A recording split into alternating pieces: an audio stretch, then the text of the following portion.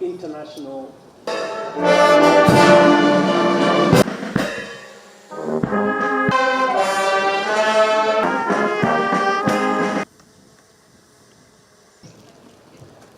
Chancellor Scholz for engaging in language. And it is important that with the example of your country, you can be also helpful, and that we have exchanges on policies, how we can be supportive as well, and making it feasible that a good development of economy and for the people is feasible. And I express my appreciation, Mr. Chancellor, for your reaffirmed commitment towards increasing the capacity of the Olkaria geothermal station.